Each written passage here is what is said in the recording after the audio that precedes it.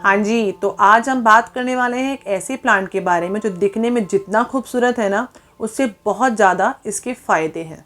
ये प्लांट आपकी हेल्थ को इम्प्रूव करने में बहुत काम आने वाला है। इस प्लांट को नासा ने अपने उन टॉप प्लांट्स की लिस्ट में रखा है जो आपके घर की एयर को प्योरीफाई करते हैं, आपके घर की टॉक्सिक एयर को रिमूव करते हैं और आपको ऑक्सीजन प्रोवाइड करते हैं। इन सब के साथ साथ एक बेनिफिट और है इस प्लांट का। ये प्लांट आपके घर की ह्यूमिडिटी को रिमूव करता है, सारी ह्यूमिडिटी ये खुद ही ऑब्जर्व कर लेता है। क्यों? क्योंकि ये ह्यूमिडिटी लेवल प्लांट है।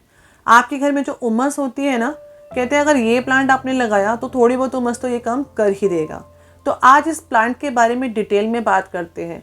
अगर आपने अपने गार्डन में ये प्लांट लगा लिया है तो उसकी केयर कैसे करनी है, उसको कब कितनी खाद कितनी वाटरिंग करनी है, वो मैं आपको बताती हूँ।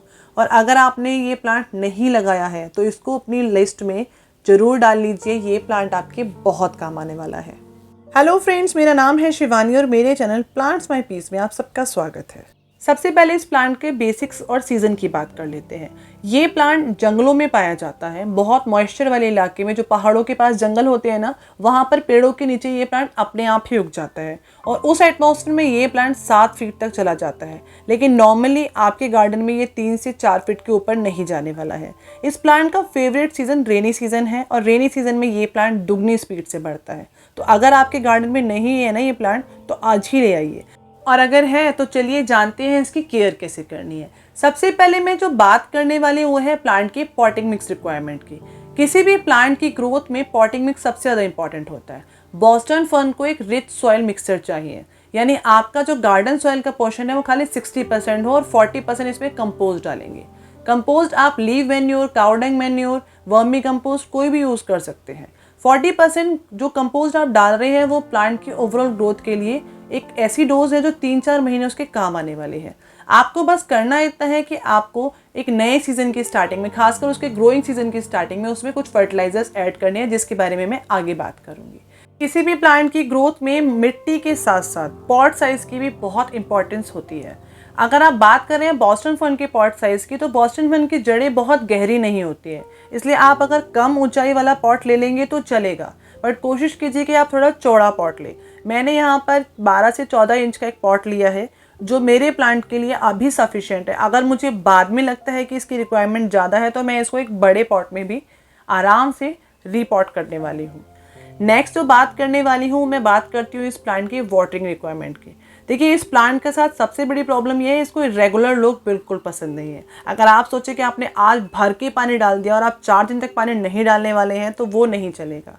आपको इस प्लांट के साथ एक रूटीन सेट करना है। अगर आप 2 दिन में पानी डाल रहे हैं तो 2 दिन में पानी डालिए, तो आपको पानी को देखना है कि आप कम डाल रहे हैं कि ज़्यादा डाल रहे हैं। इस प्लांट को मिट्टी तो मॉइस्ट पसंद है पर सॉगी बिल्कुल नहीं। ऐसा नहीं होना चाहिए कि पानी की कीचड़ सी बन चुकी है तो धीरे धीरे आपका प्लांट रूट रॉट होकर पक्का मर जाएगा।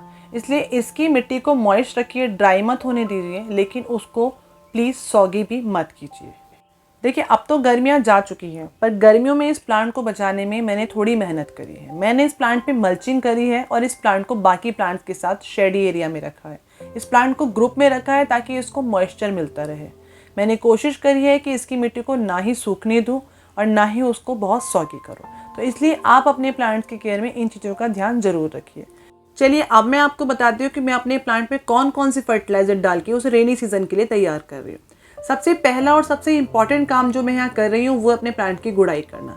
देखिए, मेरे प्लांट को मैंने बहुत अच्छे से मल्चिंग करके कवर रखा है समर सीजन में। अब उसकी रूट्स को थोड़ी हवा लगना बहुत ज़रूरी है।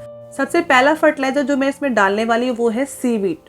सीवीड के जो ग्रैन्यूल्स होते हैं ना, ये आपके प्लांट के लिए बहुत ही ज़्यादा फायदेमंद होते हैं। ये ऑर्गेनिक फर्टिलाइजर आपके प्लांट की ग्रोथ को बूस्ट करता है।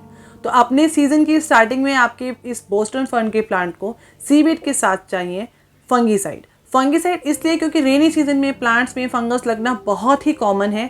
तो खाली बॉस्टन फर्न नहीं, अपने सभी प्लांट्स में फंगीसाइड जरूर डालिए ताकि उनमें फंगस लग के आपका प्लांट मर ना जाए। थर्ड जो मैं इस प्लांट में इंक्लूड करने वाली हूँ वो है एप्सम सॉल्ट। देखिए, एप्सम सॉल्ट के अंदर ना मैग्नीशियम सल्फेट होता है जो आपके प्लांट की फोटोसिंथेसिस में हेल्प करता है। अगर प्लांट खाना अच्छा बनाएगा तो बहुत ही अच्छे से ग्रोथ भी करने वाला है। इसलिए अपने प्लांट में एप्सम सॉल्ट इंक्लूड कर लीजिए। ये प्लांट की ग्रोथ के साथ साथ उसके लीव्स को भी ग्रीन करता है। अब मैं यहाँ पे मिला रही हूँ नीम की खली। देखिए मैंने फंगिसाइड मिलाया ताकि मेरे प्लांट्स में फंगस ना लगे। नीम की खली का काम भी कुछ ऐसा ही है, वो आपके प्लांट्स को इंसेक्ट से बचाता है। और मैं अपने बॉस्टन फन के साथ कोई खतरा नहीं लेना चाहती हूँ, मैं इसलिए अपने प्लांट को प्रोटेक्शन के तौर पर पहले ही नीम खली और फंगिसाइड दे रही हूँ, ताकि मुझे बार बार इसमें कोई और फर्टिलाइज़र ऐड ना करना पड़े। आज जो भी फर्टिलाइज़र मैं अपने प्लांट में ऐड कर रही हूँ ना, ये इसके 3 महीने की डोज है। आज के फर्टिलाइज़र मेरे प्लांट को 3 महीने तक आराम से सर्वाइव करवाने वाले हैं, उसकी ग्रोथ को बूस्ट करने वाले हैं।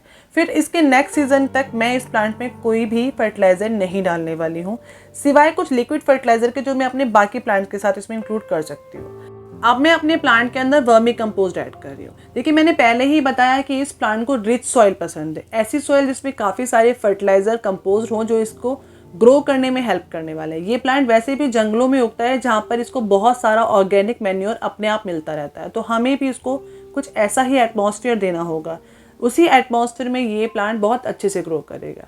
अब बारी आती है इस प्लांट की प्रोपगेशन के बारे में। देखिए इस प्लांट को सीड से उगाते हुए मैंने अभी तक किसी को नहीं देखा है, हो सकता है ऐसा हो भी सकता हो, पर जो मेथड मुझे पता है वो मैं आपको बताती हूँ। इस प्लांट को सबसे पहले तो हम रूट डिवीज़न के मेथड से प्रोपोगेट कर सकते हैं। आप इस प्लांट को जब रिपोर्ट कर रहे हो तो देखिएगा इसमें नीचे रूट से 2-3 प्लांट बन रहे होंगे, तो वहाँ पर आप उन्हें अलग करके एक नया प्लांट तैयार कर सकते हैं।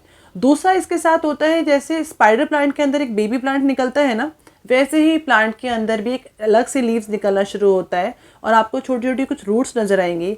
आपको देखकर खुद ही समझ आ जाएगा कि आपका एक नया प्लांट तैयार हो रहा है। बस आपको उस प्लांट को अलग करना है और एक नई मिट्टी में प्रोपोगेट कर देना है।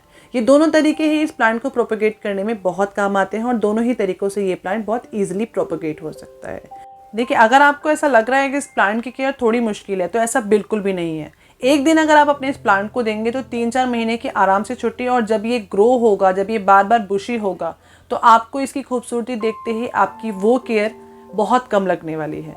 तो इस प्लांट को अपने गार्डन में आज ही इंक्लूड कीजिए और इस प्लांट से अपने घर की ऑक्सीजन को इम्प्रूव कीजिए। अगर आपको मेरी वीडियो पसंद आई है तो प्लीज़ मेरी वीडियो को लाइक कीजिए, मेरे चैनल को सब्सक्राइब करना बिल्कुल मत भूलिएगा, और कमेंट करके मुझे ज़रूर बताइए कि आपको मेरी वीडियो कैसी लग रही है। मुझे मोटिवेट करने का मौका बिल्कुल मत छोड़िए, मैं आपकी कमेंट्स का बहुत ज़्यादा इंतज़ार करती हूँ। अपने दोस्तों के साथ शेयर कीजिए और उन्हें भी बताइए कि इस प्लांट की क्या क्या खासियत है। चलिए फिर मिलते हैं एक नई वीडियो के साथ, नई इन्फॉर्मेशन के साथ। तब तक के लिए हैप्पी गार्डनिंग।